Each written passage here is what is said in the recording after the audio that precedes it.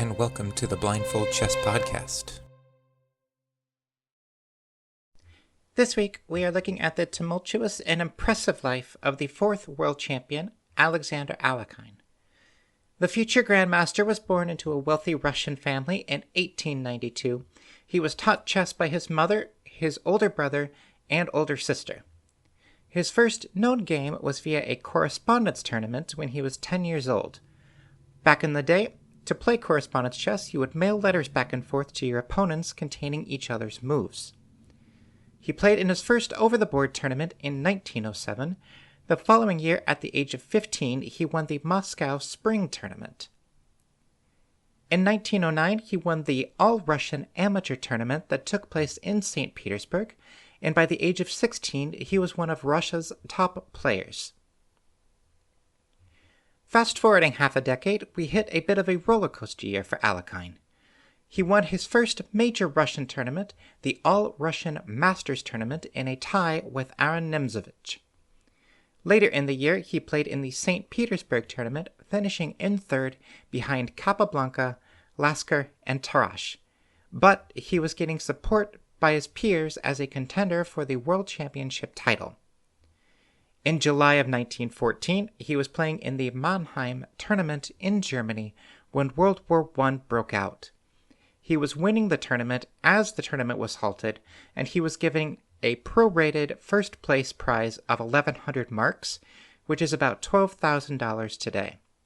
When the war broke out, 11 Russian players, including Alekhine, Evan Bogolubov, and Peter Rumnovolsky, were interned in Germany.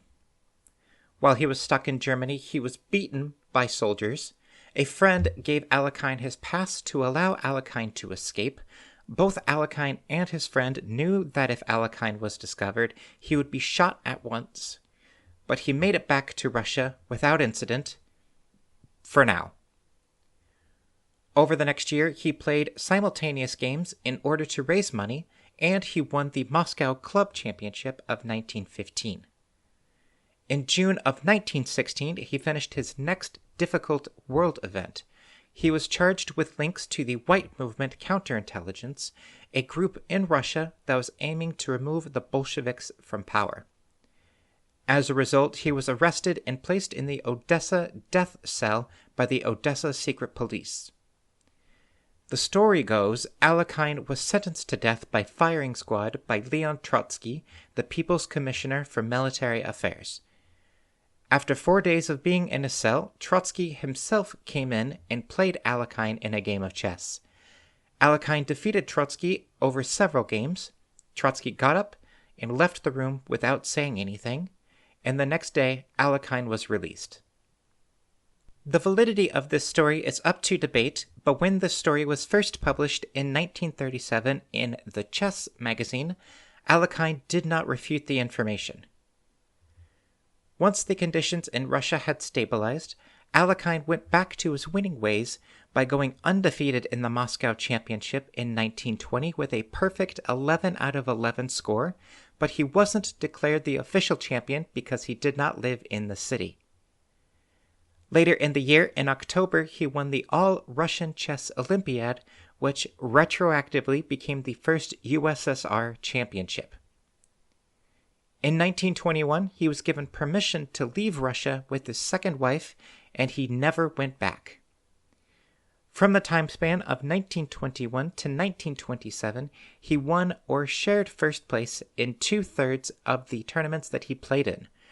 The worst tournament that he played in during that 6-year stretch was a tie for third behind Rubinstein and Reddy at the Vienna tournament of 1922, and third place at the New York tournament of 1924 behind current world champion Jose Raul Capablanca and ex-world champion Emanuel Lasker. During this stretch, he was trying to gather funds. Per the London rules of 1922, in order to play the world champion, in this case Capablanca, the challenger needed to front the $10,000 prize, which is about $185,000 today. To raise money, Alekhine went on tour playing simul exhibitions. In 1924, he broke the world record for the most number of blindfold games played at the same time, which was 26 opponents. The following year, he broke that record again by playing 28 opponents at the same time. In 1927, while he was in Argentina, he played a 10-game match against Max Euwe, winning 5.5 to 4.5. While in Argentina, he convinced some businessmen and the president of Argentina to guarantee the funds for Alekhine to go against Capablanca for the World Championship. With the money settled, Capablanca agreed to terms to play in Argentina, and the 1927 World Championship was set. The winner was going to be the first to win 6 games. Going into the match, Capablanca was the heavy favorite. In their 12 previous games, they had drawn 7 times, and Capablanca had won 5 times. During the match, after the first 13 games, Alekhine was ahead 3 wins to 2. From games 13 to 31, each player won 1 game, the rest were draws.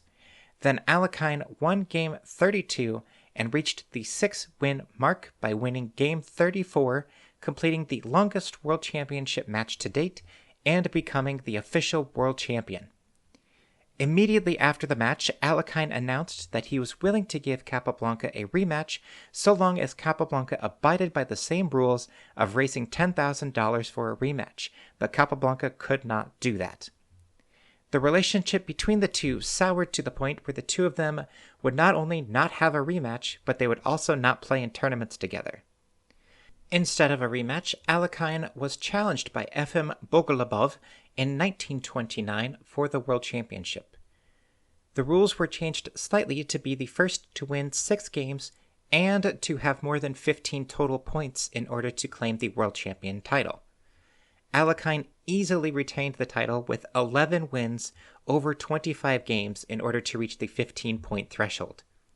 In 1934, Efim Bogolubov again raised the money to challenge Alekhine to a World Championship match under the same conditions of 6 wins and the first to 15 total points. And easily, Alekhine retained his title, winning 8 games over 26 total games, and at this point both he and Efim were over 40 years old.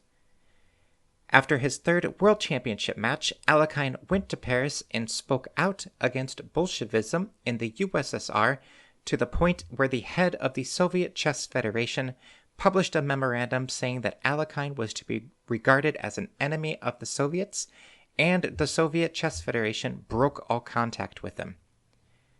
That setback did not halt his chess dominance. In 1930, at the San Remo tournament, he finished with 14 out of 15 points, 3.5 points ahead of Nimzovich and Rubinstein. The next year, at the 1931 26th round Bled tournament, he finished in first with 5.5 points ahead of second place.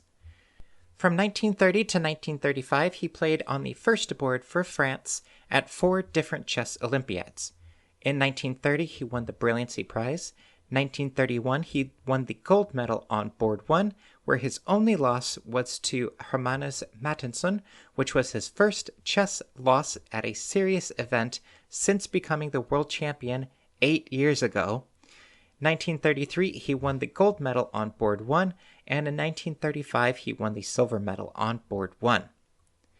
Not only was Alekhine playing in these serious chess events, but he was also traveling around the world giving simul exhibitions in Hawaii, Tokyo, Manila, Singapore, Shanghai, Hong Kong, and the Dutch East Indies. In 1933, in Chicago, he again broke his own blindfold simul world record by playing 32 people at the same time. In 1935, he agreed to terms with Max Euwe for a world championship match under the same conditions of the first to 6 wins and the first to 15 total points. This was a much closer match than his previous 2. 8 of the first 10 games were decisive, with Alekhine emerging with 5 wins and Euwe earning 3. From games 11 to 22, there were 6 decisive games, 4 for Euwe and 2 for Alekhine. So they were both tied at 7 wins. It was just a matter of who could get to the 15-point threshold first. In the final 8 games, Euwe won games 25 and 26, with Alekhine only winning game 27. At the conclusion of the 30th game, which was a draw, Max Euwe had collected the 15 necessary points to dethrone Alekhine and to become the world champion. A rematch was quickly agreed upon in 1937. This time it was not close. Alekhine did not show any mercy. They were tied after Game 6 with 2 wins each.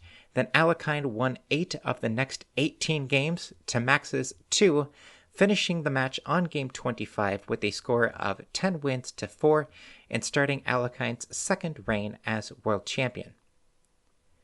In 1938, Alekhine and several other players, including Paul Keres, Mikhail Botvinnik, Max Euwe, Capablanca, and Reshevsky, played at the Arvo tournament. Alekhine placed in 6th out of 8, and following the match, both Botvinnik and Keres challenged Alekhine to a world championship match. During the negotiations with Keres for a world championship match in 1939, Keres' home country of Estonia was invaded, so all negotiations stopped. Alekhine played for France at the 8th Chess Olympiad in 1939 when World War II officially broke out. He finished the tournament winning silver on his board behind Capablanca. He then restarted discussions with Capablanca about the next World Championship match, but again, that was halted by World War II.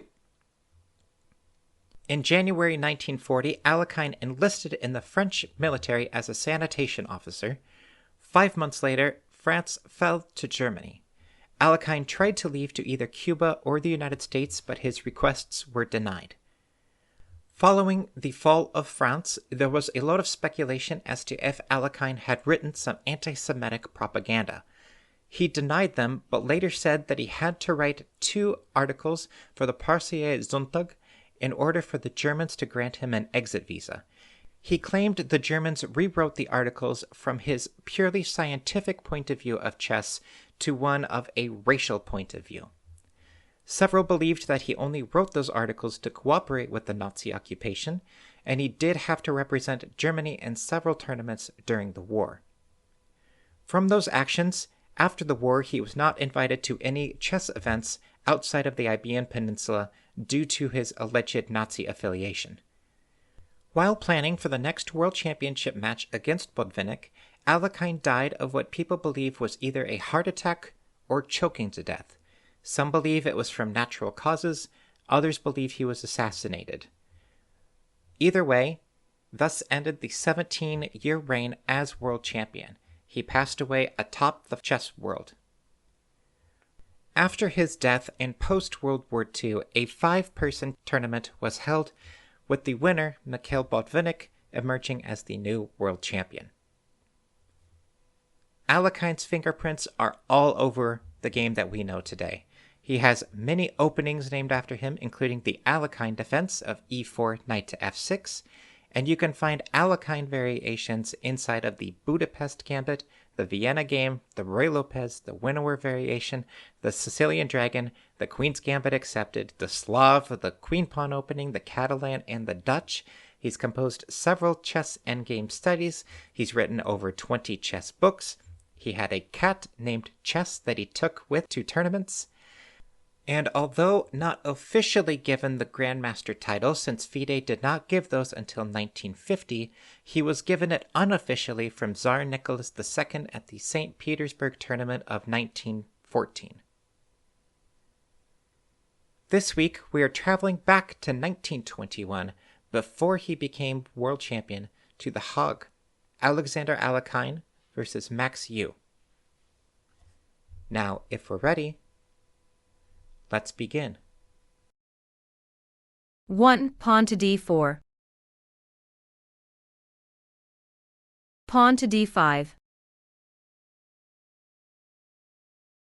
2. Knight f3. Pawn to c5. 3. Pawn to c4.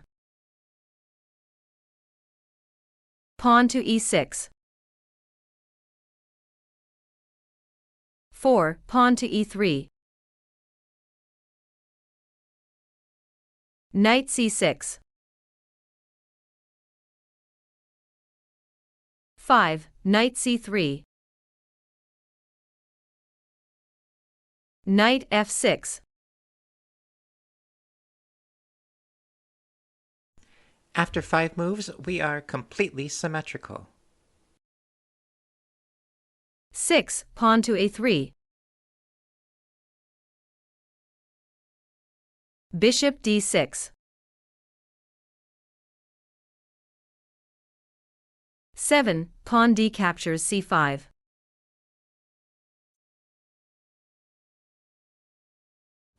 White has had the ability to play pawn d captures on c5 since move 2. Now that we are on move 7, why does white decide that now is the right time to capture that pawn?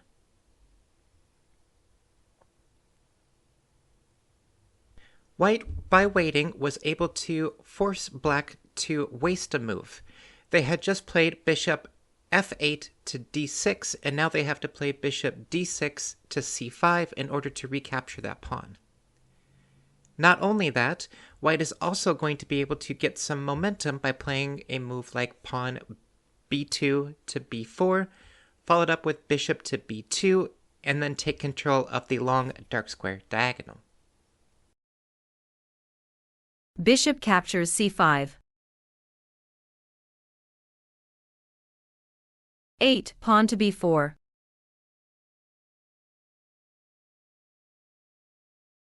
Bishop d6.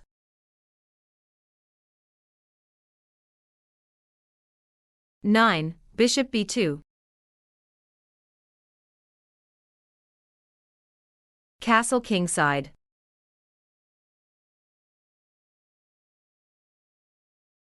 10. Rook c1.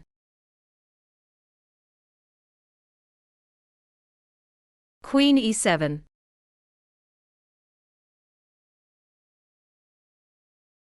11. Pawn c captures d5.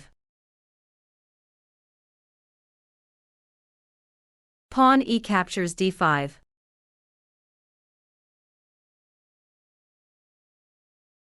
12. Knight captures d5. Knight captures d5.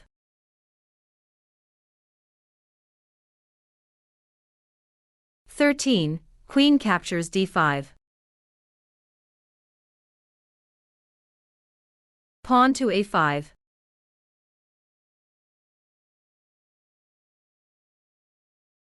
14. Bishop b5.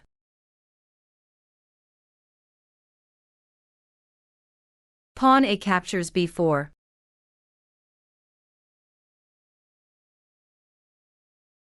15. Pawn to a4.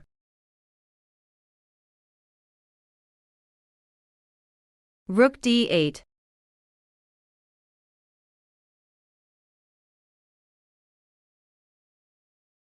With the move rook to d8, black is threatening a discover check on the white queen that is currently on d5.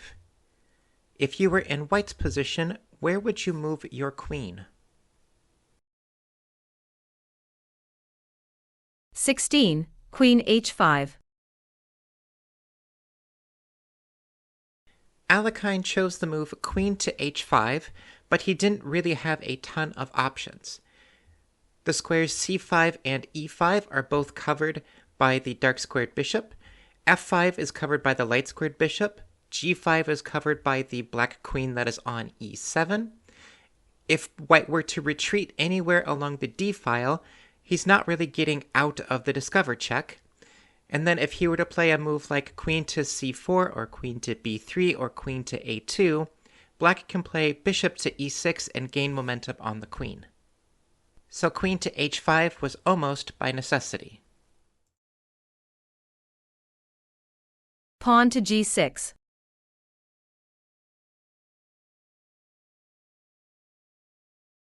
17. Queen h6. Knight e5.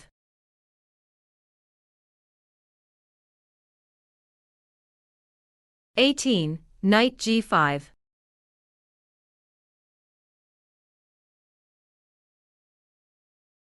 With the move knight to g5, what is white threatening?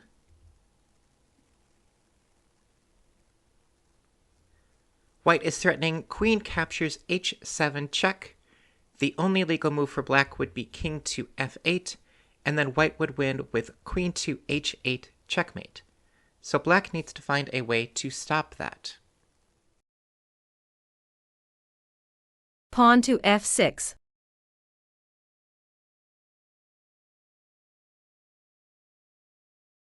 The move pawn to f6 breaks Ben Feingold's rule of never play f6, but why is it so bad in this position?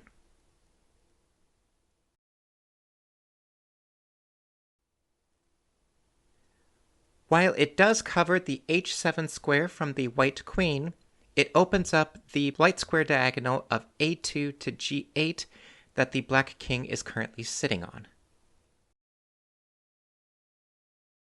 19. Bishop captures e5. Pawn f captures g5.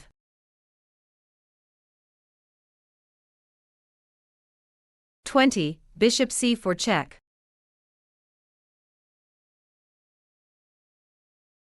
Black resigns.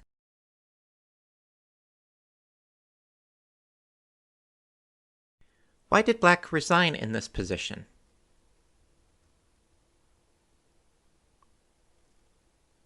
Black does not have a ton of options in this given position. The black king is stuck on g8. Black could defend with queen to f7 or queen to e6, but that's not really solving the problem.